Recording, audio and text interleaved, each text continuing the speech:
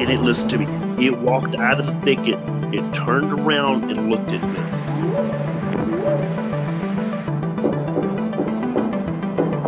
They looked up, and in this tree, there was a monkey man. And the monkey man jumped down out of the tree and started running away.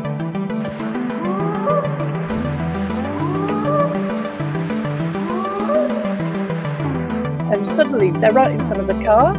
He slams on the brakes and manages to stop, and he's skidding because it's like quite, gravelly. And literally for about a second and a half, they just stood there because they don't know where to go, and you tell them panicking. They're like rip-flapping, and their face is like twitching.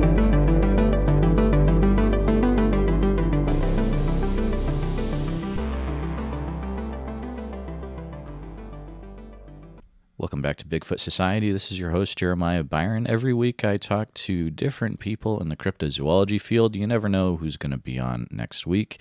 If you'd like to sponsor the show, head on over to patreon.com/The Bigfoot Society. In this episode of Bigfoot Society, I talked to new friend Dr. Russ Jones about his search for Bigfoot in the West Virginia, Appalachia area. All right, Bigfoot Society, we have another episode for you. Thanks for coming back. And I've got with me Dr. Russ Jones from the great state of West Virginia. How are you doing, Russ? Good, my friend. How you doing this evening? Doing great. It's a great night in Iowa, and it's a little windy, but it's doing well here. Let's take a few minutes to share your bio that you were nice enough to send over so people know what we're all about tonight. So I'm going to go ahead and go through that. So Dr. Russ Jones lives in Hurricane, West Virginia, and also at his farm in Athens, Ohio. He has a bachelor's degree in science and a doctor's degree in chiropractic. Excuse me, sir. I even go to a chiropractor. I can't even say the word. Oh, my goodness. Anyways. You're from Iowa. You have to. That's what we all go to school, man.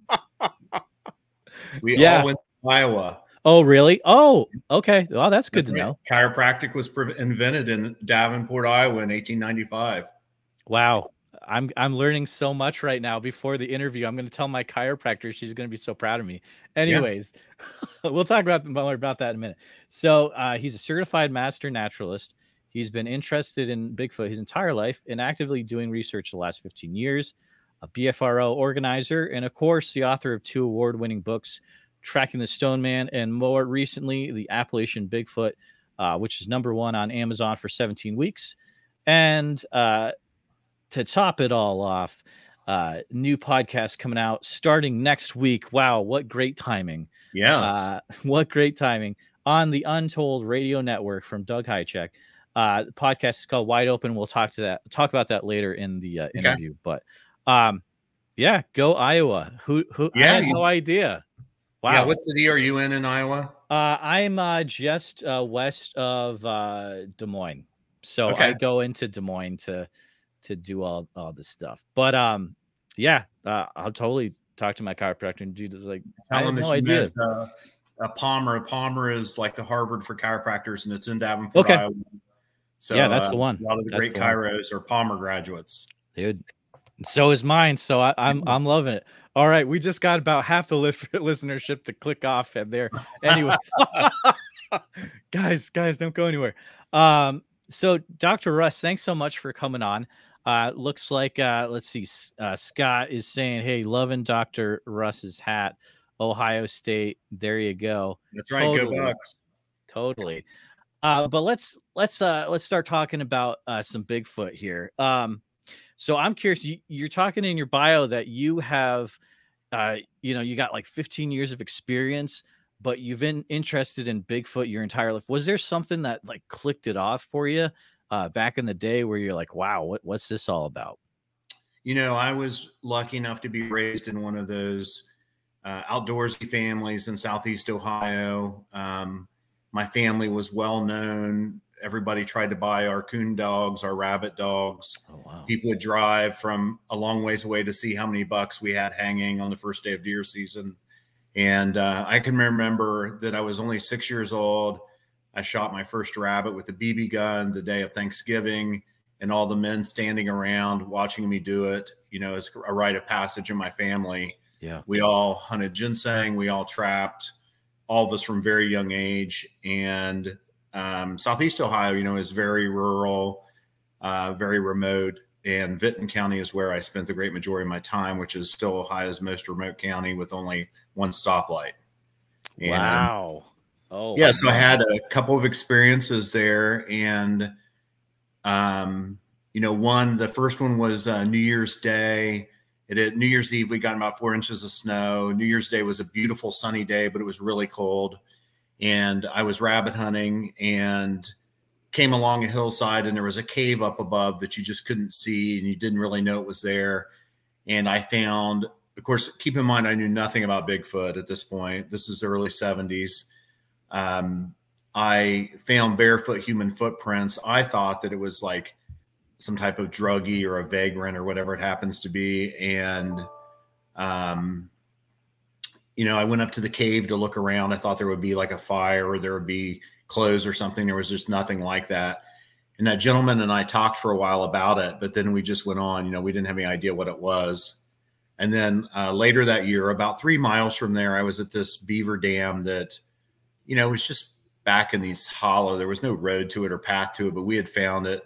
You know, like I remember that I had set turtle hooks back there. And for the people who don't know, turtle hooks, you know, you have this big hook and you put chicken gizzard raw on it and you throw it in a creek or a stream or a pond, and the snapping turtles will eat it. And if you're not there soon enough, then it goes all the way down their throat and they just digest it with their acid and they're gone. And so I had seen some traps back there over the years, and I was back there with an uncle that was always really snaky. So we were both armed, both had pistols on us. And I heard something coming down from the other side of the dam. There was some woods over there, it was brushy, and I couldn't really see in there, but I glanced over and saw my uncle was watching too. And, you know, I just figured it was going to be, you know, a deer or something, but something started shaking the bushes and started screaming very monkey-like. And I remember asking my uncle, you know, what is it? What do you think it is? And he said, just look for a tree you can get to. It has to come across the water to get to us. You know, it's close, but you know, there's water in between us. And it went on for about a minute and it stopped. And it's funny because, you know, we just kept fishing. You know, we were all outdoorsmen. We were raised that there was nothing in the woods that, you know, wasn't more afraid of us than we were of it. And later that year, I saw Leonard Nimoy's In Search Of, and it was In Search of Bigfoot, one of the episodes. I got suspicious. And then 2 more times while I was in high school, I'd found footprints, once at that same place and once when I was squirrel hunting. And I was very interested in it, and I followed it my whole life. I read all the books. But, you know, you're going to undergrad, and, you know, I was on baseball scholarship, so you're busy there. And I was in Indiana for 4 years for the undergrad. And then I went to Iowa, and you're out there 5 years or whatever to get through. Oh, okay. Yeah. Okay. And when I came back, I moved to West Virginia, and, you know, I live outside Charleston. And one of the things that appealed to me is, you know, I could, like at one point I lived on a farm here. I owned 230 acres and I was 10 minutes from the state capitol, you know, and I had bears on my land. I had anything that you can imagine there. And there's not very many states where you can do that. And I had read Jeff Meldrum's book, and it was the year that he got first published. I don't even remember what year that was, but I was in Ohio for the Bigfoot conference. I didn't know anybody. I wasn't involved in Bigfoot world. I just went up there to hear Meldrum speak. And it wasn't even really a large conference at that point.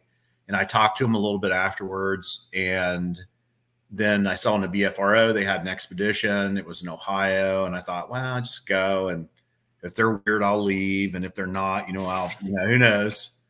And so I went. I've met, on that expedition, I met 2 of my best friends. Matt Moneymaker was there. Matt used to go to all the expeditions, and Matt and I just really hit it off. And I started doing all the reports in Ohio and West Virginia for the group. And that was, I don't know, probably 15 years ago. 10 or, I don't remember exactly how many years ago. And, you know, it's ironic now how much it's turned. You know, I've spoke at that big Ohio conference, I think 3 different times.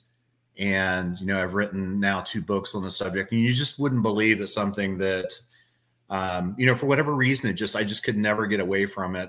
I knew that when I was young, I drove my grandpa crazy, you know, where we were always coon hunting. We were in the most remote locations. I'm always flipping on my little light to look at all the tracks. You know, what is that? That's a fox. Is it a gray fox or red fox? It's a gray fox. How can you tell the difference between the foxes? And I'm sure I drove him crazy with it, but you know, I was very consumed with it. And I can remember about that same time, there was a famous sighting in Ohio, same county, right where I hunt. And this family had apparently shot at a Bigfoot. They claimed they did, and that they had wounded one. And around 100 people came from Columbus down to circle this one area of this park. And it's ironic because I spend a lot of my time still in that same park. Right now, I probably have 12 cameras in that park, you know, because I have 40 something game cameras, but I have 12 just in that one park. And, you know, and that's where I am now. I am consumed with Bigfoot. I literally do something each and every day, whether it's working. I'm working on the second edition of the first book now. Okay. Which the first one was called Tracking the Stone Man, and Joe Beelart was the publisher out in Oregon. And then the second book I did was called The Appalachian Bigfoot, and Into the Fray Publishing did that for me. Mm-hmm. And that one was one that just got released in December. And then it was 17 weeks. It's been #1 on Amazon, and it's so done really well. Oh, really man. Well. So everybody thinks they're big and interested in Bigfoot until they like meet somebody like me, then they're like, they're not that interested in Bigfoot. I could see like one of your patients coming in with a Bigfoot shirt, and you're like, dude, don't even get me started. It's you know, you have no idea who you're dealing with. A few follow-up questions from that. So when you heard the monkey type noise, or the creature that was shaking the bush way back, did that noise did it sound like any other monkeys that you've heard of, that you've heard before? Was it similar to any other monkey noises? Or well, you know, I remember thinking instantly at that time, I mean, I think all of us, you know, had seen, you know, TV shows or things like that, or Marlon Perkins' Mutual of Omaha was probably pretty popular back then. And I remember us talking, my uncle and I, later, that, you know, it sounded like a monkey to us. I really didn't have any idea what it could be. It was curious, but, you know, interestingly, I'm still, you know, I still get called to these places, like that same place that that's happened to me probably twice a year. I'll walk in there before sunset. It's about a mile back up this hollow, and I'll just sit in there till about dark listening.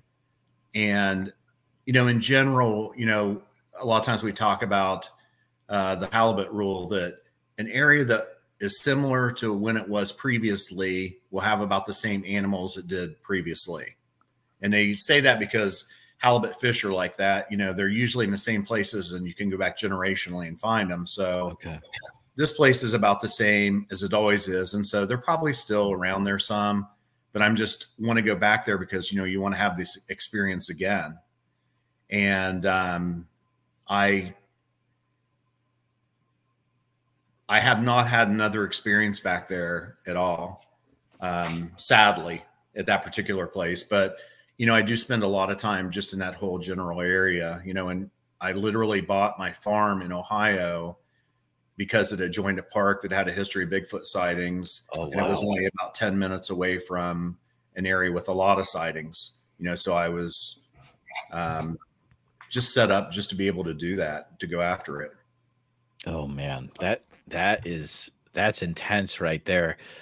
Another follow-up question, and this is more for me, but when you were out in Iowa, you went to Palmer then? Yes. Okay. When you're out here, did you look into any Bigfoot stuff when you're out here, or it was in the books the whole time? In the books. Okay. You know, because when you're in college, if you carry 16 hours, everybody's like, oh, I'm carrying 16 hours. You think you're really busy. But when you're in doctor school, you carry 30 hours. Yeah. And it's all graduate level classes, you know, instead of being 100, 200, 500 level, like you might have an undergrad, it's 1,000 level. So I was working the whole time. You know, I came from a middle-class family. My dad worked for the power company, and I was a janitor when I was in Iowa, and I lived in this office building and took care of that each day. And so I really didn't have time. I'm sure that if I had a break or something, I was probably watching a Bigfoot show, because that's just how it is. Because that was like what, probably was that early 80s, mid 80s? That was, I graduated from Palmer in 91. Okay. This is my 31st year of practice. So that, that was late 80s. Okay. Yeah. So that would have been like 10 years after. There was a big Bigfoot flap in Jefferson County in Iowa. Like some really weird stuff that happened in the eastern part of the state. But anyways, that's my Iowa spiel for the episode. But so Russ, when people ask you like, okay, they find out you're into Bigfoot, and they're like, all right, what's this Bigfoot thing? Like, what do you tell them? Like, what do you thinking that Bigfoot is? So literally everybody knows that I'm into Bigfoot, and it's shocking if a patient in my office, and it's a large office, there's two younger guys that practice in there with me. And so there's, 160 or so a day that are in the office. And I would say that the great majority of them know or have bought the book there and are asking me questions about it. And invariably, at least each week, one of the other guys will say, hey, there's somebody who wants to talk to you for a second, and somebody will have a story for me. But in terms of what Bigfoot is, I mean, I think that, nationally, it's about a third of the population believes in Bigfoot, but I think it's so deceiving to say that, because if you're in the Pacific Northwest, if you're in Appalachia, it's very, very high. The people in Miami, Chicago, New York, they certainly have opinions about Bigfoot, but they don't spend any time in the woods. And frankly, people are just living their lives, man. I mean, they have kids, they have a job, they have a family, they have all this stuff, and Bigfoot's not even on their radar. They don't keep up with it.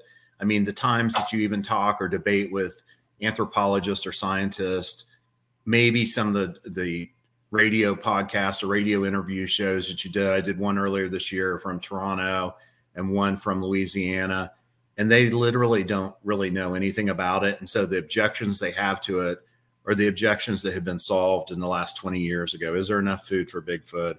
Why haven't it been discovered? Why isn't there bones?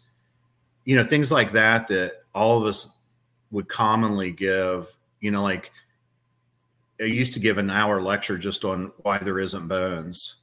It's a complicated thing and a complex thing for those people to understand. But in terms of what it can be, I mean, I think that the two things that make the most sense and are easy, the most easy would be the Gigantopithecus, because, whatever is here and whatever is Bigfoot came across the land bridge 10 to 20,000 years ago, like man did, like all the other animals did, and came into North America. They have the most sightings in the Pacific Northwest. That makes sense because that's closest to the land bridge. Gigantopithecus was right in that area. He's the right size. It's the right time, but there's some problems with it. We're not really sure if he was bipedal. We're not sure that he was an omnivore.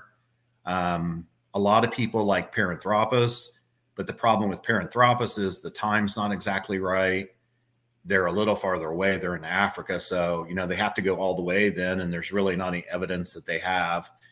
And they look like a Bigfoot, but they're a little shorter than Bigfoot. Right. So, something probably from that lineage, if you remember that we only have about 3% fossils of about 3% of the animals that have existed.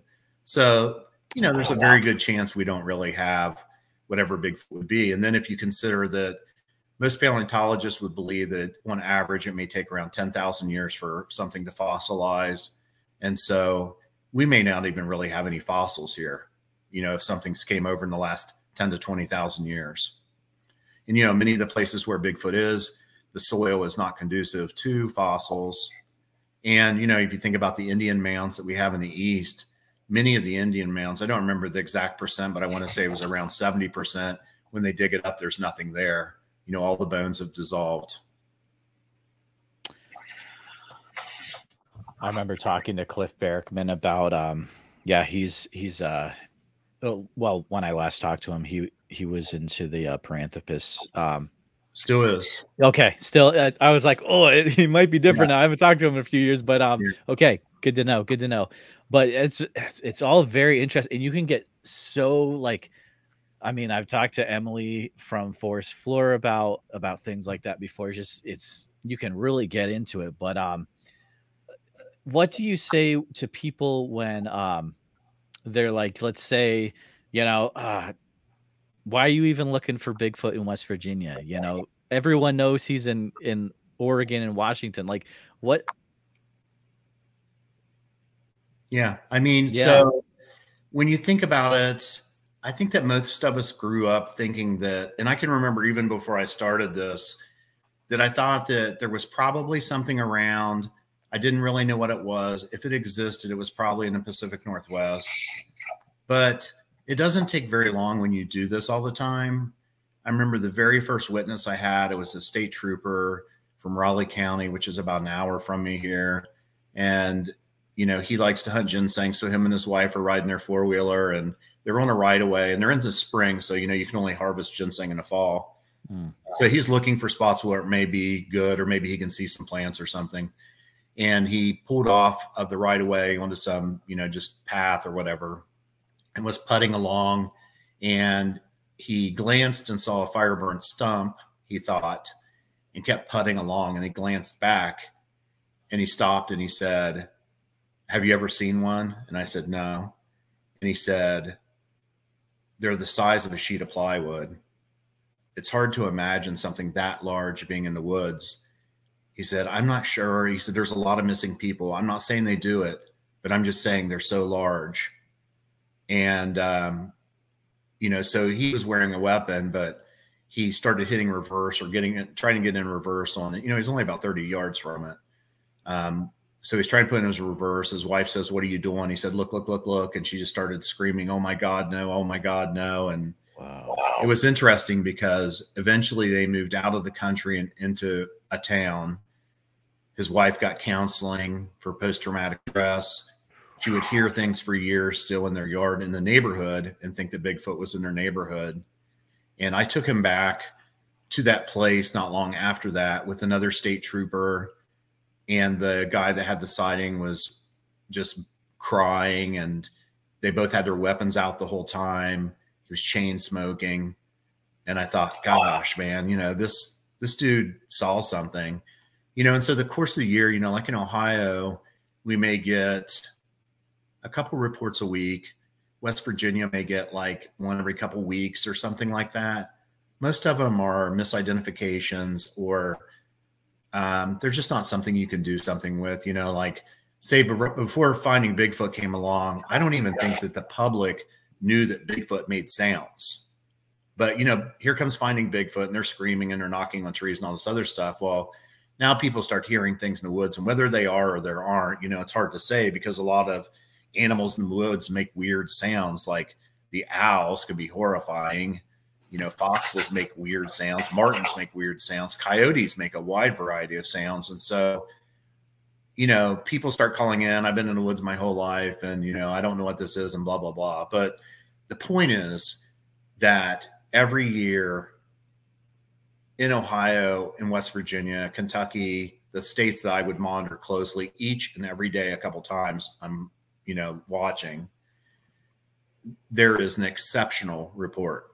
Exceptional meaning it's a policeman, it's a doctor, it's, you know, a lot of times it's a hunter with college degrees, it's guides that have a clear daytime sighting that's close and can't be, you know, they're not mistaken. I mean, that's one of the things that I always, you know, in the book I was talking about at this time, as I was just going over a chapter on eyewitness accounts and what kind of evidence we have. And it's, you know, when you talk to the lawyers and you talk to policemen, they'll say, well, you know, eyewitnesses are notoriously incorrect, or whatever it happens to be. But, you know, they're incorrect about how tall something is or how much something weighs. But I don't think that people have a hard time identifying whether something's human or not human. You know, so the standard in order for some type of identification like that is surely a lot less. And so, you know, I think that we have to weight the evidence. Maybe it's not as heavy as some other type of evidence we might have, but certainly it's still, you know, relevant. So totally. I mean, it's like when it comes down to it, you talk to, or for me, you know, I haven't gotten the chance to talk to an actual like like talk to a eyewitness after they just like saw a Bigfoot. But you know, I've seen like, you know, video of a eyewitness talking about it. It's like you can tell in their eyes they saw something. You know, like you can't fake the look that's in the eyes. That's how I go by it anyways. But I've done lie detector tests on people. I used to do that on really good witnesses, you know, just to, you know, if it was really a compelling story. Like I remember one time, you know, I'd interviewed this guy. He worked at NASA. He was the youngest sheriff in the state of Florida, but he was from West Virginia. And when he retired, he moved back. And one of the friends of his family was a timber guy. And so he would ride just to have something to do with this timber guy out of the woods. And they were hauling logs and running alongside this creek in this remote area. And he looked over and he saw a Bigfoot, and it was on a knee using its hands to drink water. And he just turned and looked at, you know, the timber guy, and he said, "Did you see that?" And he said, "Yeah." And he said, "What did you see?" And he said, "I saw a Bigfoot down on one knee drinking water." And he's like, "Yeah, you know, that's exactly what I saw." And, you know, another time just outside of Charleston, of course, everywhere in West Virginia is very remote, very steep, isolated, rugged terrain, even right down to the capital city. But just outside Charleston, there was a gentleman that had a sighting. And when we were through, you know, he told me his name. He said, "You might recognize me. You know, I was a mayor," or he wasn't a mayor. He was on the city council, and he was the chief of police. He's like, I don't want you to tell anybody who I am, but, you know, I want you to take this serious because I'm telling you, you know, who I am. And so you get a lot of cases like that, you know, like Action Jackson out of Yellowstone, you know, he just retired. He goes through now telling, you know, on podcasts, this Bigfoot story. I mean, here's the most celebrated park ranger in the United States that did the backcountry of Yellowstone, you know, 60,000 miles or something. He rode back there to protect it. He had a Bigfoot sighting during the day. Are you going to tell Action Jackson that he did not have a Bigfoot sighting? You don't think he's capable of recognizing an animal during the daytime that, you know, you know, and there's lots of stories like that. You know, there's doctors, I think it was the head of UCLA's medical department that had a Bigfoot sighting while he was hog hunting. And I remember a couple of years ago, there were rangers, or I guess you would call them like maybe biologists that worked in Minnesota that had a sighting. They came out after they retired. And of course, Hukin and Sullivan were the famous biologists in the Pacific Northwest. They had several sightings, and they were the ones that postured the Hukin-Sullivan rule, which is that you have to be in the woods for about 200 hours in order to find poop or have some type of encounter or find evidence. And for a long time, I would keep my notes on exactly how long I was in the woods, and I had found for years that they were pretty accurate. I was getting 200 hours about every 6 weeks or so. And, but now I used to be really bad about ambulance chasing. Like I just got, somebody sent me out of Ohio, really not far from my farm. They had some fingerprints that they had measured. They were in this remote location, an old abandoned deer hunting camp that's only active a couple times a year. And there was these large handprints on it. And, you know, they'd had some things happen there or whatever. But, you know, I've done this so many years and been to so many witnesses. When I get there, the Bigfoot's not going to be there. You know, I can't say that if something didn't happen, like, you know, in the last couple of days, that I probably wouldn't go if it was in a couple hours.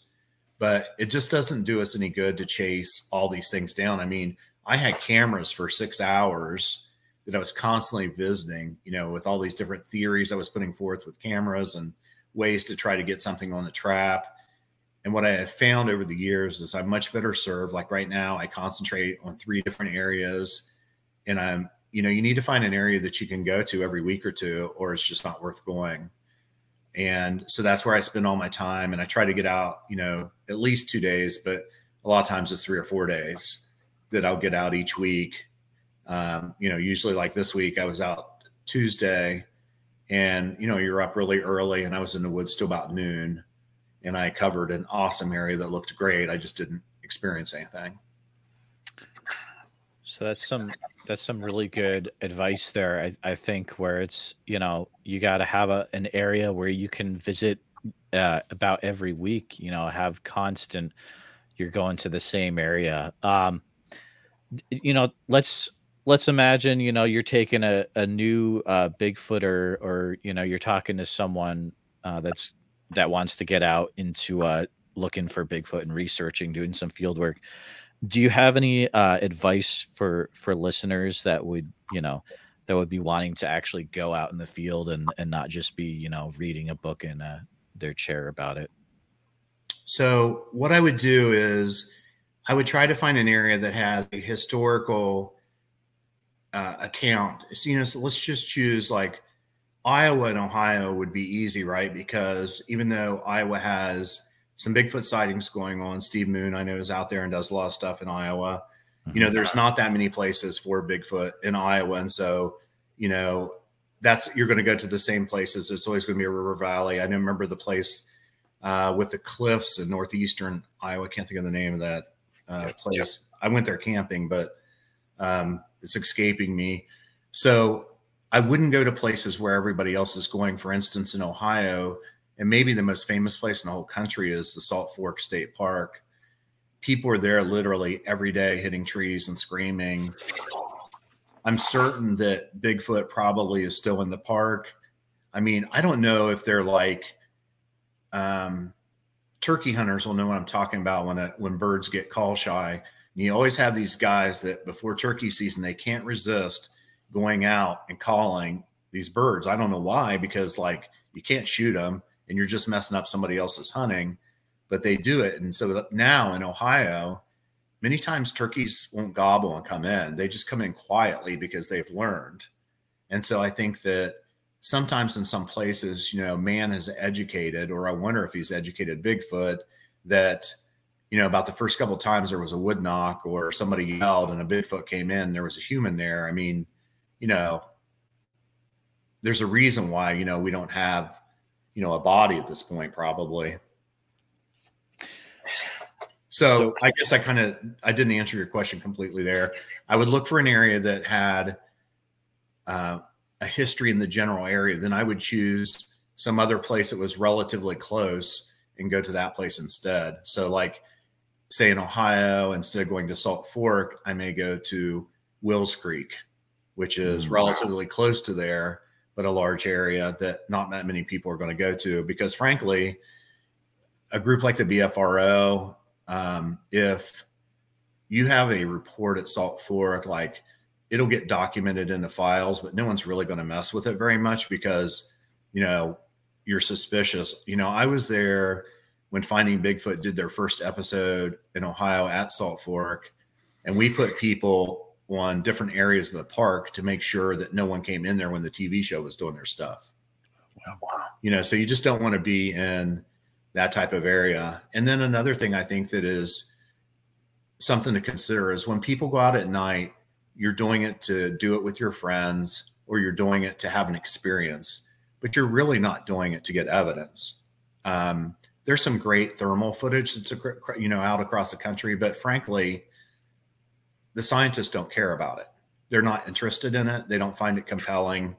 And so, you know, when someone's getting into Bigfoot, or you just want to spend time with your buddies, I think it's a good thing to go out and do that. But we need to get more evidence. And so I think more of us need to spend more time during the daytime and off trail.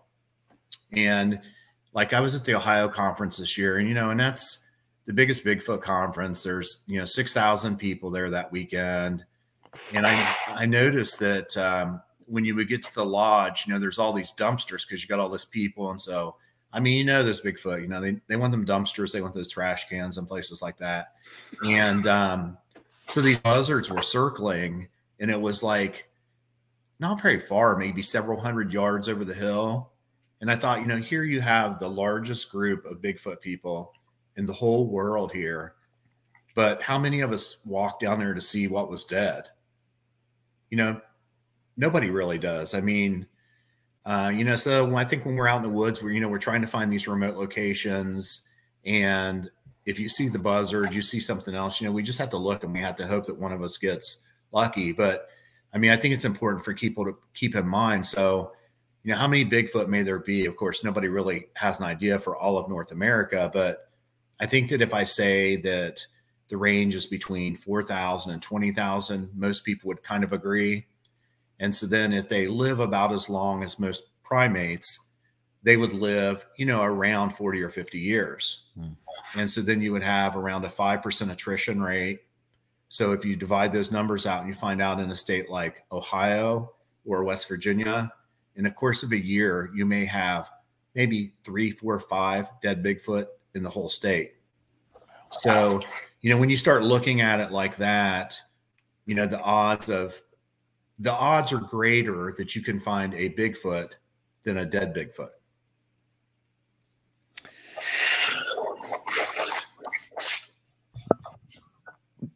Going back to the answer you gave was very good about the how are you going to find the area, right? Yeah. Follow up to that, for let's say there's listeners where they're like, well, that's great, but how do I find if an area is historical or has historical Bigfoot? Would you recommend BFRO, or what are you recommending that they check out to find out what is the historical area? So how I do it personally is I may use the BFRO database, to find an area where there's a clump of sightings. I mean, in most states, if you have like 3 sightings or so, I mean, that might be a clump, because there's not so many sightings that there's this enormous number. And I'll bet that, most people would have a general idea of where they think, that they could be, like in their certain states, like Ohio, Kentucky, West Virginia. All of us in Tennessee, all of us would kind of know what area that we would expect a Bigfoot to be. One of the things that I talk about is, in the first book, I talk about a perch. And a perch is an area where a Bigfoot will come and they'll wait until dark, then leave that area and they'll go get trash or a dumpster, or it's a place where fishermen cut up their, fish parts and they leave them lay or whatever it happens to be. And so it reminds me of when people are hunting large bucks. Bucks are staying back during the day. They're staying in places where people don't go. It's thick, it's farther back. And then when it gets dusk, they start creeping forward toward where the food is and where the deer are. And they'll stay in an area still back. It's called a staging area. And then they'll come out, of course, at dark. And I imagine Bigfoot being very similar to that. And so when they get close to where they can watch the area, I call that a perch. And many times, if you look on a map at different parks, you'll find areas in the campgrounds, around the lake or around the reservoir, that there is a remote road that goes there and it dead ends. And you can just drive there and see whether or not there's a trash can there. There's a lot of people that are there during the night and they leave. But one of the things that has to have happen is there has to be remote access to some type of greater woods. Like, it can't just be a little pocket. It has to be an area where they feel safe coming to it. And if something happens, they feel safe getting out of there. And then when you get there and if you look around, I know Cliff Barrickman would always say, where's the sniper? He'd say, oh, there's a sniper here watching whatever. I call it a perch, and I have for years, because I just imagine a bird sitting up in a perch watching, what everybody's doing. And commonly I have found, I remember one time I did a magazine article and the guy had brought a map, and so he wanted me to take him to the woods. I didn't know that we were going to the woods. He's like, I want you to pick 2 places on here where you think one of those perches might be, where they would be active and we can go look. And so I picked 2 spots. And when we went to the park, the one was in the campground and it was closed. And the other one was this other place that had a couple shelter houses and some big trash cans there. But the reason why I chose it was because it was relatively remote and had that remote section of woods going back to it. And so then when him and I got there, I said, well, where would you you know, if you were somebody or something wanting to watch everybody here, where would you be? And he pointed that spot, and I was like, yeah, me too. Let's walk up there and look. And, you know, we found, you know, all these rocks stacked up and, you know, a golf ball sitting there. And, you know, so we could tell that it wasn't fresh, but, you know, I'm like, you just take a note of it and you come back every now and then and see if you think it's fresh. And then if it's fresh, you know, you might find something, or maybe you could put a game camera out and see if you could get some evidence that way. You know, we all know that they like to come in campgrounds, but if you look at most campgrounds, it's not helpful to say, like, for instance, I'm going camping in a couple of weeks to see some of my best friends. And so I'm going in Ohio, one of the few times I'll be out at night. And so I'm going to make sure that I'm up against in a park or whatever, but I want the map of the campground, right? Because I wouldn't just have them assign me a random spot in the campground, because they wouldn't be interested in all the spots. But if you can show me the side of the campground, which has the most safe passage out to a remote section of woods, you know, I'm going to want to be on that spot or that side to give me a best chance at it. You know, nothing's a guarantee, but, you know, a lot of people now tell me after reading that first book that they go to places and they'll find, you know, like a lot of times, you know, you'll find a big tree there and you'll go up there and you'll find rocks stacked up under the tree, or you'll find where something stood there behind and the ground's pretty compressed, and maybe a bunch of the little twigs are broken off where something's just stood there and piddled around. And you can almost just turn around and look and find, like, okay, there's another big tree. And you can just imagine how it came down through the woods. But I don't make it to sound easy, because clearly it's a rare creature. They're not everywhere. They're not easy to find, and we don't have enough data. So, you know, that's one of the big things. You know, probably at first what I was known for was the Olympic Project had at one time a lot of cameras out. And then as the years went by, I'm probably the person with the most cameras out, with 40 something that I manage at any one time. And, you know, there's some studies that came out over the years, University of Georgia, that it was hard to get an alpha male coyote. China had some animals they wanted to document in their rainforest. And, you know, they did studies on the American cameras to see which was the best, which was the quietest, which was this and that. And so what we were finding over the years, and what I believe, is that animals hear these cameras. You know, even the most quiet ones are around 30 decibels. Children can hear them. I can't personally hear them. And, you know, it's interesting, like there was a book, The Great Soul of something, about Siberian tigers. I've been looking at my bookshelf because I read it here a while back. And, you know, up till this one gentleman, we had one picture of a Siberian tiger, you know, and they're the size of as long as a car. And we had one picture. And so this guy stayed essentially in a tomb for 6 months at a time. And once a month, somebody would bring him supplies, quietly bring it in during the day when the tigers wouldn't be up and about, and then leave. I mean, he used the bathroom in this little tomb, everything else. And those were the first pictures that we ever got of that. Well, that same guy, you know, he had out, I want to say 32 game cameras. 30 of them were destroyed, all from behind. You know, so a lot of these animals, the alpha male coyotes, just avoid them. You know, the tigers, they destroy them. You know, there was a study just a couple of years ago where they put an obvious game camera in front of different types of primates of higher apes and watched, you know, how they reacted to them. And some of them were curious, some were afraid of them, some were mad at them, but they all reacted to them, you know, one way or another. So, you know, I think that, you know, and I talk about this a lot, I think that one of the things that we have to do, or we should be interested in, is, of course, I want a Bigfoot to walk in front of one of my cameras, right? And I mean, you know, there's shots that I have that are not good enough for public consumption that people would look at and say, well, that could be something. I kind of see what you mean, and blah, blah, blah. But I think that when we concentrate our cameras in a certain area, we get to know the wildlife that's in that area. So you may have 20 deer that visit your camera every day. And every single day or two, you're going to see these same animals come through. And you learn about the wildlife in your area. You'll learn, oh, okay, there's 2 bobcats here.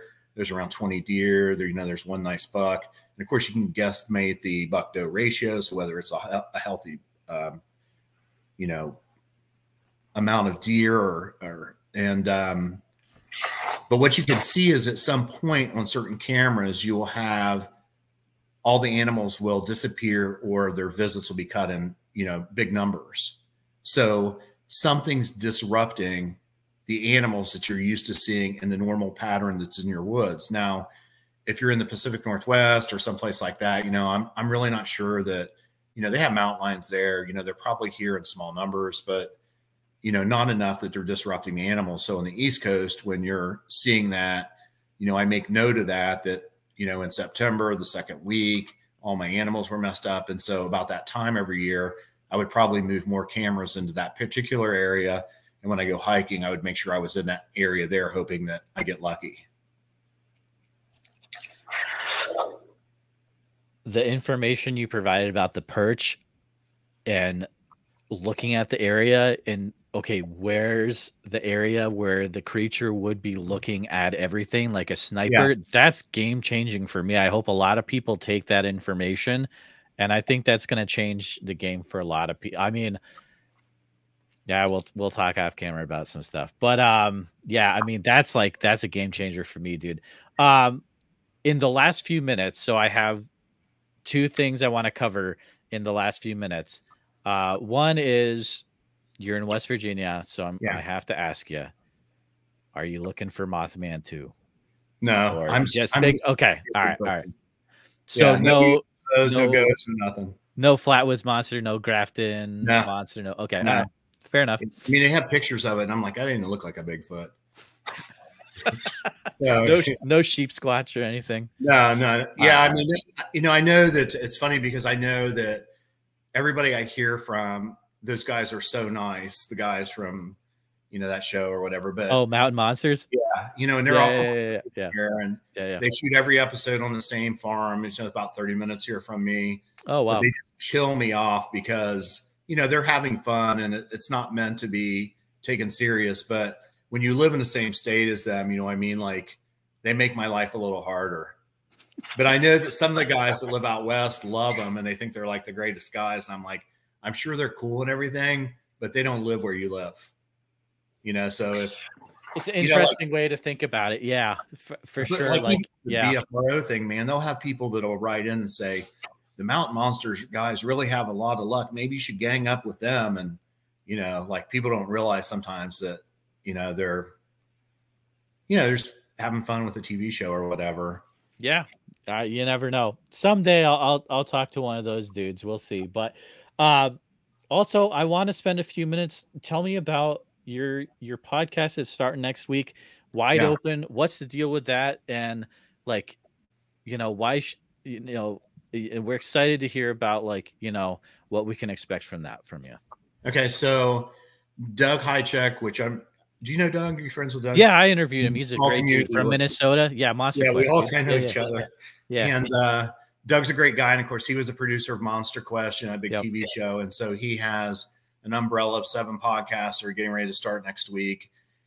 Different topics. I know one is on historical books, and, not all of them are Bigfoot. They're on different things.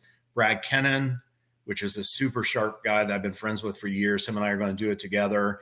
And we're going to do a lot of Bigfoot stuff, but, I'm really interested in, personally, anti-aging. And so we're going to do some podcasts related to anti-aging stuff, about how people can, you don't have to be $1 million to change your life and live longer and be healthy, and how you could do it, and a few things that different doctors from across the nation would tell you what to do and how to do it. And, Brad's doing research right now on electric vehicles. We're going to do an episode on that. We're going to, just do some different things. I want to talk about COVID some, it's controversial, and, it's hard to get good information. I mean, it's like no one even knows who to trust. Tonight before I was watching the news, and our government had a commercial on, and it just wasn't true what was being said. I was like, gosh, you feel so bad for the patients, man. I mean, they're in there, and, my experience has been right now, people are tired of it. So they're not following the information. They're not following the science that's out there now. They're just sick of it. They just want to move on. And I can't say I blame them, but, you know, I have a suspicion, you know, this probably isn't the first time this is going to happen. We're probably going to deal with some more things coming up. And, you know, so I'm interested in that kind of stuff. You know, we're calling it Wide Open. And I know the first episode we're going to talk and kind of interview each other about some of the things that we're interested in. And I'm going to try to have on some of the witnesses. I just took a great report. It was from like 30 years ago, but it's one guy seeing the same animal for 5 years in a row. And, you know, so it's real. There's a lot of intriguing things that are out there, just trying to have something different. And then, you know, maybe just trying to have some of the same guys, but finding out, you know, some different questions from him. When I said that, Tim Holleran's new book came out this week, The Bigfoot Influencers. And I'm interested in that because, you know, I just finished, when I read my chapter, I thought that I sounded long-winded, and I didn't like that. But, you know, I tried to listen to every podcast that Jeff Meldrum does. You know, I became friends with Jeff. He encouraged me to write the first book. And, you know, so I always appreciate him and admire him. And, you know, and so I wanted to read his chapter because, you know, you want to keep up on everything. I mean, there is not a lot of us, I mean, that are legitimately doing this all the time. And very often there may be 100 of us that are very active in the country or in North America. And so those people that do that, we're under a lot of scrutiny, you know. So I think that, you know, we can't all be an anthropologist and argue the merits on whether or not, you know, it's Gigantopithecus or whatever it happens to be. But certainly we should be well-versed enough to be able to make a reasonable argument at some of the, you know, different things about the Bigfoot phenomena. It sounds like a pretty awesome podcast. I mean, it's going to not only have some solid Bigfoot stuff, but it's also, you know, it's going to expand your mind a little bit. So I like that. It's definitely going to be, as you titled it, wide open. So yeah, I'm wide open. That's pretty cool. Well, Dr. Russ, do you mind spending a few minutes how people can pick up, you know, your books, keep up to date with what you're doing, all that good stuff before we call it a night? Yeah, so they can find me, Russ Jones, on Facebook. They can find me, the Bigfoot Doc, on Twitter. On Twitter, I post just Bigfoot stuff, pictures and videos of when I'm in the woods and what I'm finding and showing that, things like that, and artist sketches of the different people that I interview. I have a website called thebigfootdoc.com. It has access to the books, which are both on Amazon. And about 2 years ago, I decided not to speak as much. So I'm really not making those rounds any longer. I probably have done 30 or 40 podcasts this year. So I'm very active on the podcast front. And honestly, I feel like between the podcast and the books, like, you know, people have heard everything I have to say, and they're probably sick of listening to me. And I wish there was a way that I could tell some of the stories I always tell better. And I wish, you know, you could make people experience them the way that you feel. Kind of like you said, you know, when you see those witnesses, you know, what is it that would change somebody's life? And that, like me, here I am, 57 years old, and still consumed literally every day with the Bigfoot mystery, talking to witnesses every day. I mean, if I'm sitting in front of the TV, there's a very good chance that there is a map on my lap and a magnifying glass I'm looking at, you know, because, you know, I want to know, you know, for instance, like there's this one road and it's in this wilderness area. And, you know, in West Virginia, we have this one area called the Monongahela National Forest. And it's 1.1 million acres. And we have 5 wilderness areas inside of it. One of them, called Cranberry, is the largest wilderness area in the eastern United States. And I took a report from a nurse, and it was a very good daytime sighting. And there's this mountain that people come over, and it's kind of steep when they come over, so everybody's coasting, and I guess they're a little quiet in their car. And she said that she thought it was a bear because she sees bears all the time. and it's a black bear sanctuary there. And it was climbing up a hill, started to slip, and then it reached up and grabbed a branch and turned and looked at her. And, you know, obviously it was clear then what it was. And so I enjoyed talking to her. It was great. And, you know, I made my notes and blah, blah, blah, and all that stuff. Well, then like a year later, I get a report, a doctor and his wife during the day, same road, same area, you know, between the top of the mountain and between this one drive is about 2.5 miles. And it was right in the middle, just like this other lady's. You know, then it was killing me. You know, I was on my maps all the time. Why is it that, you know, it's going through there? And I had went up there and dropped, I think I had 3 cameras out for over a year, and I never got anything. But that was one of the first times that I started to notice that the wildlife disappearing on the camera. And it got me thinking about concentrating the research more in the same area, being out more at day, you know, just those type of things. You know, one of the other things that I talk about a lot too in the first book is, you know, when you find a Bigfoot, my first, like you have a sighting, my first thing to try to figure out is, you know, why are they there? Where are they traveling to? Where are they coming from? And, you know, when an animal's large, you have to consider, I call it treat foods. Like, I don't think it's helpful when people say Bigfoot's eating deer or whatever, because in Appalachia and really in Iowa, if there's not deer in a field, then like, that's kind of weird. I mean, they're almost in all the fields eating. So it's not, I'm sure the Bigfoot eats deer and it has to get through the winters, but it's not helpful to say this is where the deer population is. They're just everywhere. But what I want to know is, what are the, I call them treat foods, the foods that aren't readily available all year, that seasonally will be available, you know, and that's what I'm looking for in those particular areas. If there's a sighting in September, you know, what is it that would be in that area? Is there an orchard nearby? Is there, you know, old Mr. Brian, you know, he's afraid of everybody on his land, and he, you know, and he doesn't let anybody there, and he has this huge garden or whatever it happens to be. But I mean, I think that it's not enough for us just to have the sighting or to document the sighting, that we have to try to figure out the pieces that go with it. And in time, you know, maybe we can accumulate enough evidence. I always have my Bigfoot calendar where I'm documenting all the different things when my game cameras change, or when, you know, I get a sighting report, or, you know, maybe some audio comes in. Dr. Kenny Brown's in Ohio, and sometimes we'll say, hey, I heard a wood knock in this area, and I'll put it on my calendar. So if we can figure out, you know, hey, they're usually in this general area here in September, then, you know, we have a better chance of going in there and maybe, you know, actually having something happen that, you know, we can get evidence from. That's man. So guys, if you haven't picked up Dr. Russ's books yet, you got to, because I mean, the information he's throwing out there in this podcast is blowing my mind. So definitely pick up a copy of Dr. Russ's books. But thank you again so much for coming on, and can't wait to see what happens in the future with Wide Open. We'll definitely be checking that out. But thanks again for coming on, Dr. Russ. Thank you. The views and opinions expressed are those of the guest and do not necessarily reflect the official policy or position of Bigfoot Society.